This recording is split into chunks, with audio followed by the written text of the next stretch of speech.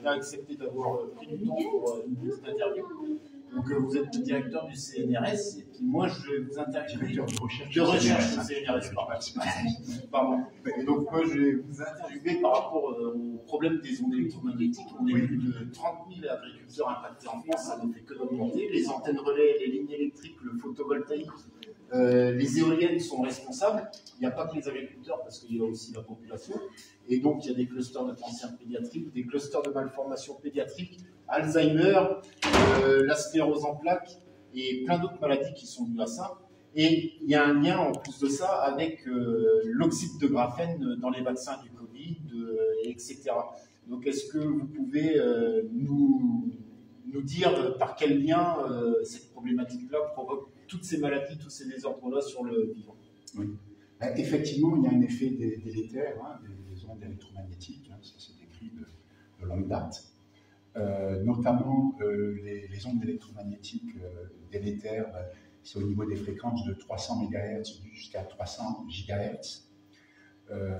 Notamment, il y a le 2,45 GHz qui est utilisé dans la Wi-Fi, dans les antennes 5G, un petit peu partout, qui est très délétère. Et puis il y a des fréquences aussi qui sont inférieures à 100 Hz, notamment inférieures à 30 Hz, qui est la fréquence de résonance des organes. Et donc là, c'est dangereux. Alors actuellement, il y a une autre fréquence, en fait une autre gamme de fréquences qui est très dangereuse, c'est celle qui est aux alentours de 60 GHz, entre 57 et 64 GHz, notamment parce que c'est une fréquence pour laquelle l'oxygène, en fait, il y a une transition énergétique, une transition rotationnelle au niveau de l'oxygène. Ça veut dire que l'oxygène peut être capté justement par du graphène, qui est celui conducteur. Et donc, à cette fréquence-là, il y a une absorption très forte d'énergie justement de l'oxygène et qui se précipite, qui interagit avec le graphène. Et donc, ça peut être très dangereux parce qu'effectivement, si on a du graphène dans le corps, ça va nous mettre en hypoxie, puisque l'oxygène va être neutralisé, va se fixer sur le graphène et donc ne va pas être disponible pour être transporté justement par les globules rouges, puisque le dioxygène est transporté par l'hémoglobine, qui est une protéine qu'on trouve dans les globules rouges. Cette hémoglobine, en fait, elle contient un M avec un atome de fer, et c'est cet atome de fer sous forme ferreuse, parce que la forme ferrique, justement, n'interagit pas avec le dioxygène, qui permet justement de capter le dioxygène. Donc, c'est un grave problème. D'accord, parce qu'en plus de ça, donc, il y a les abeilles, on a des témoignages d'apiculteurs qui ont mis des ruches auprès des abeilles, auprès des antennes relais ou des éoliennes, et donc avec les ondes électromagnétiques, ça a provoqué des désordres, une diminution extrêmement sévère du nombre d'abeilles dans les ruches, et de la production de miel aussi. Ils ont déplacé les ruches pour les mettre à 1 km ou 2 km de ces éoliennes ou antennes relais, et tout de suite, la production s'est mise à augmenter.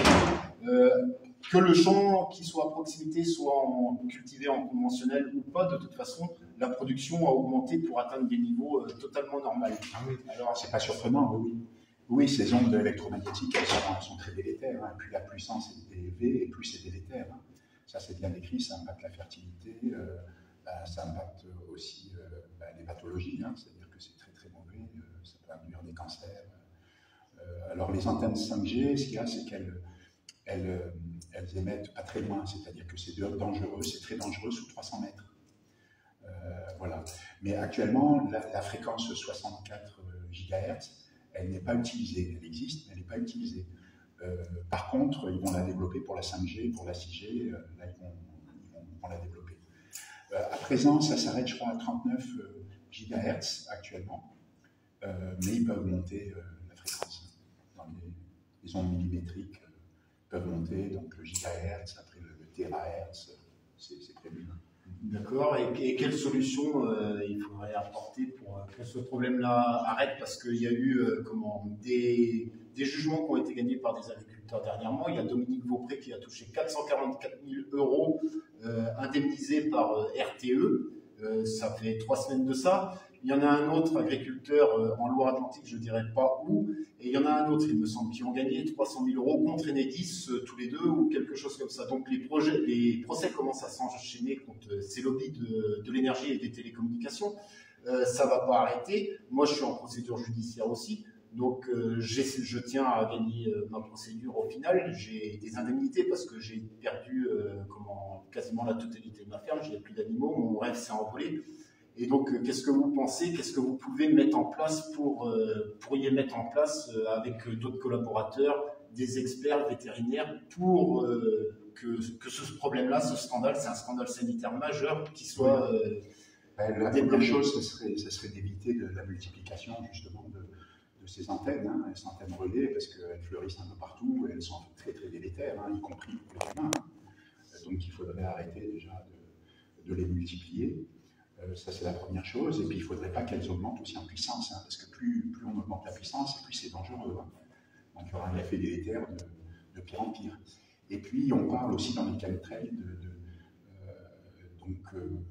par les avions qui déversent des chemtrails, on parle beaucoup de métaux et de composés métalliques de différentes natures, dont du fer, voilà, du bore, etc. Enfin, tout un tas de composés. Et ces composés-là sont justement connus pour favoriser l'interaction du dioxygène avec l'oxyde de graphène. Donc ça favorise en fait l'hypoxémie, hein, si jamais il y a des fréquences élevées de l'oxygène. Voilà, si on est à 60 GHz, à ce moment-là, ça va favoriser l'interaction de l'oxygène avec l'oxyde de graphène. Donc il faudrait éviter au maximum, en tout cas, l'ingestion de graphène ou dérivés de graphène, aussi bien pour les animaux que pour les humains. Et puis, voilà, diminuer la puissance des antennes relais et puis éviter de les multiplier. C'est évident que ça serait bien meilleur pour la santé. Parce que là on part dans la mauvaise direction. Hein. D'autant plus que maintenant, ils travaillent déjà sur la 6G, donc ça va être encore bien pire, ça va être encore plus délétère. Et que régulièrement, chaque année, ils augmentent la puissance quand même. Hein. Aussi bien en 5G que 4G. Et ça, c'est très délétère aussi. Parce que c'est qu'une question de puissance. Hein. Il faut savoir que sur une antenne relais à 2,45 GHz, si vous mettez une très forte puissance, vous pouvez tuer tout le monde dans un rayon de 300 mètres. Hein. C'est qu'une question de puissance. Donc, rien qu'une éolienne peut nuire jusqu'à 30 km. Hein. Il y a des élevages où il y a des éoliennes. Ça a été relevé qu'elles nuisaient en souterrain par des veines souterraines, des veines d'eau, il me semble, des veines de rivières souterraines, qu'elles nuisaient jusqu'à 30 km. Ouais. C'est un scandale sanitaire énorme. Ouais. Ben, c'est pas très étonnant. Hein. On voit bien l'effet des ondes, les gens ne se rendent pas compte. Mais si par exemple vous mettez un morceau de viande dans un micro-ondes et puis que vous mettez un peu de puissance, vous voyez ce qui se passe au morceau de viande. Hein. Et ben nous, on est constitué de molécules chargées, on a de l'eau dans les cellules, on a des électrolytes, donc on comprend bien, on a des tas de substances qui sont chargées, donc acides ou basiques, et on comprend bien que si c'est soumis à des certaines fréquences, des ondes électromagnétiques, il y a des répercussions sur le fonctionnement cellulaire. Hein. C'est décrit, hein. C'est décrit que c'est très dangereux pour la cellule. Hein. On peut tuer des cellules en mettant certaines ondes électromagnétiques. D'accord, très bien. Et là, on arrive aussi à de la vaccination d'animaux. Là, en ce moment, on vaccine à outrance les animaux. Oui. Dans ces nouveaux vaccins, il y a du graphène. Et donc ça aussi, ça peut rentrer en interférence. L'an dernier, en 2024, on a assisté à plus 14% de mortalité sur les animaux en élevage en France. Donc 14% d'animaux en plus à l'eucarissage, c'est un chiffre effrayant. Et on a des fermes de plus en plus connectées, hein, donc des animaux électronisés, hein, ils ont des capteurs partout et tout ça. Donc tout ça rentre en interférence avec la pollution des ondes électromagnétiques et on y rajoute des vaccins avec des compositions. Alors, bon, moi, je ne sais pas s'il y a du graphène dans ces vaccins pour les animaux. En tout cas, ce qui est sûr, c'est qu'ils développent des vaccins ARN messagers auto-amplifiants de plus en plus, qu'on appelle parfois la particule d'ARN, mais qui en réalité sont des vaccins ARN messagers auto-amplifiants. Et ça va être extrêmement délétère. Et ils les développent donc pour les animaux domestiques, les animaux d'élevage. Aussi bien, on a vu en France c'est développé par exemple pour le canard, mais on sait que ces vaccins-là, ARN messager auto-amplifiants, ils existent aussi pour le porc, pour les volailles, pour les ovins, pour les bovins. On sait qu'il y a des vaccins aussi à particules d'ARN donc auto-amplifiants qui ont été développés pour lutter contre la leucose féline, par exemple, hein, pour la vaccination du chat, et également pour la grippe canine, pour le chien, avec l'antigène H3 de l'hémagglutinine. Donc de toute façon, ça va être très délétère. Hein. C'est évident que ces vaccins ARN messagers auto-amplifiants, c'est une cochonnerie. Hein. Auto-amplifiant, vous pouvez expliquer aux éleveurs ce que veut dire auto-amplifiant. Auto-amplifiant, c'est que là, les vaccins actuels, ARN messagers, en fait, donc ils sont traduits et ils fournissent l'antigène. Hein. C'est ce qu'on a par exemple avec le Comirnaty de Pfizer-BioNTech ou le Spikevax de Moderna. Et là, en fait, dans les nouveaux vaccins, ils ont rajouté une portion d'ARN qui va coder pour un complexe réplicase. Et un complexe réplicase, c'est un ensemble de protéines non structurales qui proviennent d'un autre virus, c'est soit un flavivirus, soit un alphavirus. Généralement, ce qui est utilisé actuellement, ce sont des alphavirus, et notamment le virus de l'encéphalite équine vénézuélienne. Et donc, ces protéines qui forment le complexe réplicase, elles ont la particularité, quand elles ont été traduites à partir de l'ARN messager, de produire des molécules qui ont une activité ARN polymérase, ARN dépendante, c'est-à-dire qu'elles sont capables de fabriquer de l'ARN à partir d'un brin ARN, et donc, en définitive, elles vont faire des copies de cet ARN messager auto-amplifiant. C'est-à-dire qu'on vous injecte en fait ce vaccin ARN messager auto-amplifiant et vous produisez en permanence en fait l'ARN messager auto-amplifiant. Donc, normalement, en théorie, ça s'affranchit donc des rappels vaccinaux, entre guillemets, puisqu'en fait, ce ne sont pas des vaccins. Les gens vont manger cette viande-là. Oui, c'est pour ça que c'est un gros problème, oui. Parce que la vaccination de ces animaux qui sont destinés à être consommés, notamment hein, ovins, bovins, volailles, ça va être très dangereux parce qu'il y a un risque réel d'une contamination avec des ARN messagers auto-amplifiants qui sont toujours fonctionnels. Et toujours fonctionnel, ça veut dire qu'il y a un complexe réplicase qui est fonctionnel, hein, indépendamment de l'antigène qui va être codé par cet ARN messager auto-amplifiant. Ça veut dire que ce complexe, justement, réplicase qui est fonctionnel, va pouvoir fabriquer de l'ARN à partir de l'ARN. Et là, on ne maîtrise rien du tout, on ne sait pas du tout ce qui se passe. Déjà, on ne sait pas où ils vont, on ne sait pas quelle va être leur demi-vie, on ne va pas connaître le catabolisme, c'est-à-dire la dégradation en fait, de ces ARN messagers auto-amplifiants, d'autant plus qu'ils sont injectés donc, avec des adjuvants et des excipients, des nanoparticules lipidiques qui elles-mêmes sont délétères. Hein. Voilà, par exemple, les vaccins ARN messagers Comirnaty, dedans il y a du cholestérol, il y a des phospholipides, il y a des lipides phénylés, il y a des lipides cationiques. Là, on sait que dans le vaccin Ceva qui est injecté au canard, il y a du squalène dedans, il y a des nanoparticules d'oxyde de fer dedans, donc il y a aussi des lipides cationiques, donc tout ça c'est très délétère parce qu'ils peuvent mettre un peu ce qu'ils veulent dedans pour stabiliser les ARN messagers. Et on dit que normalement ils sont thermo-instables, c'est-à-dire qu'ils sont dégradés à partir de 65 degrés, mais en fait, dans la pratique, ils peuvent être très résistants, ça va dépendre de leur structure. Ça ressemble à une tentative de dépopulation. Effectivement, là, si on continue comme ça, oui, c'est de la dépopulation qu'on va faire, hein, aussi bien au niveau des animaux que des humains, parce que c'est évident que les vaccins, entre guillemets, ARN messagers auto-amplifiants sont très délétères.